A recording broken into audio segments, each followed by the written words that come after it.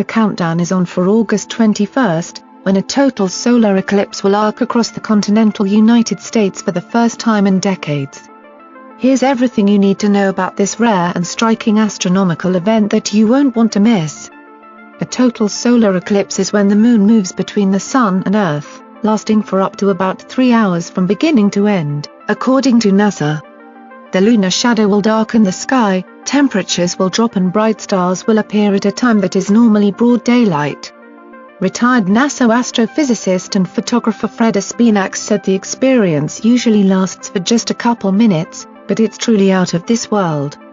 It is unlike any other experience you've ever had, Espenak, popularly known as Mr. Eclipse, told ABC News.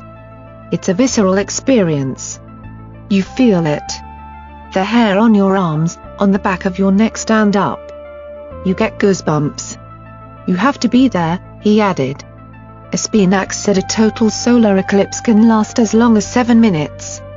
For the August 21st eclipse, NASA anticipates the longest period when the moon obscures the sun's entire surface from any given location along its path to last about 2 minutes and 40 seconds.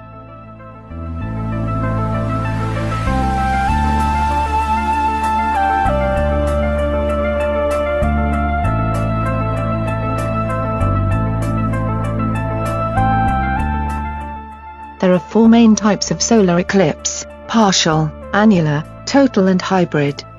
According to NASA, total solar eclipses occur once every 12 to 18 months, while partial solar eclipses, when the moon blocks only part of the sun, occur more frequently, though visibility varies. The total solar eclipse on August 21st is particularly rare because it's the first time the path of totality exclusively crosses the continental United States from coast to coast since June 8, 1918. It's also the first continent-wide eclipse to be visible only from the United States since 1776. That's the really unique thing, Espenak told ABC News. It's not a particularly long total eclipse. It's not an especially wide path of totality, but it crosses the United States and no other country. The last time the contiguous United States saw a total solar eclipse was February 26, 1979, when the path of totality only crossed the Pacific Northwest. You must be in the path of totality to witness a total solar eclipse. The path of totality for the August 21st solar eclipse is a 70-mile wide ribbon that will cross the United States from west to east. This stretches from Lincoln Beach, Oregon, at 9:05 a.m. PDT to Charleston, South Carolina, at 2:48 p.m. EDT. From there, the moon's shadow leaves the country at 4:09 EDT. NASA anticipates the total solar eclipse to last longest near Carbondale, Illinois, about 100 miles southeast of St. Louis, where the sun will be completely blocked for about 2 minutes and 40 seconds.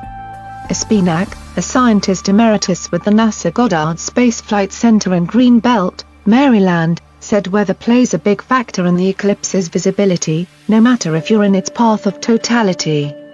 It all boils down to what the weather is going to do, he told ABC News. Any place along that path can be clear or cloudy on eclipse day. And you don't have to be on the ground to witness a total eclipse. Stephen Hawley, a former astronaut and senior manager at NASA, watched his first one in 1979 from an airplane while flying at an altitude of 43,000 feet. We were flying through the lunar shadow. You could kind of see the shadow on the Earth's surface, Hawley told ABC News. It's a unique perspective.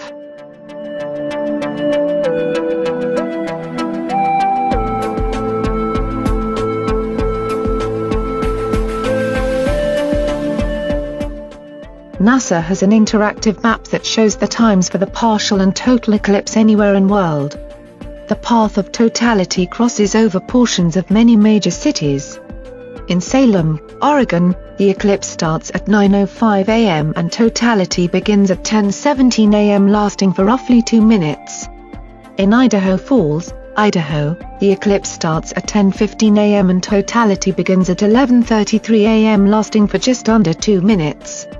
In Casper, Wyoming, the eclipse starts at 10:22 a.m. and totality begins at 11:42 a.m. lasting for a little under 2.5 minutes. In Jefferson City, Missouri, the eclipse starts at 11:46 a.m. and totality begins at 1:13 p.m. lasting for roughly 2.5 minutes. In Nashville, Tennessee, the eclipse starts at 11:58 a.m. and totality begins at 1:27 p.m. lasting for a little under 2 minutes.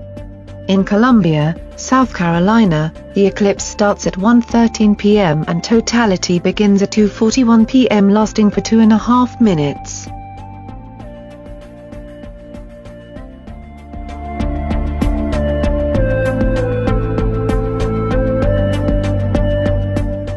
You never want to look directly at the sun with your naked eyes except during the brief total phase of a solar eclipse, when the moon entirely covers the sun's beaming face.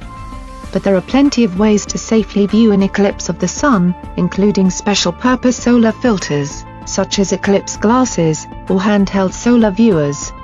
NASA recommends that anyone who plans to view the eclipse should check the safety authenticity of viewing glasses to make sure they meet all of the following criteria for basic proper safety viewing standards.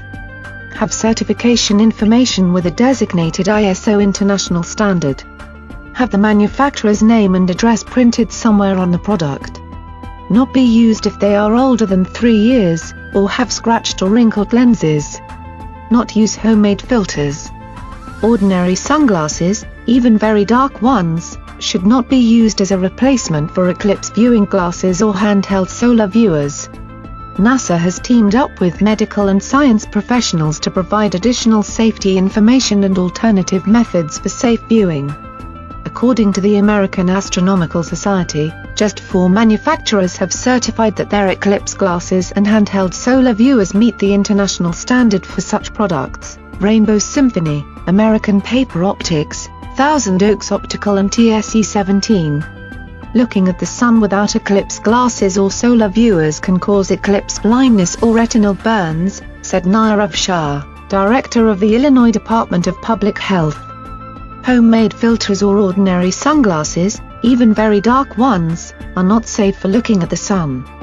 Over 6,800 libraries across the country are distributing safety-certified glasses for the August 21 eclipse, with many collaborating with scientists to hold viewing events and activities before and during the event.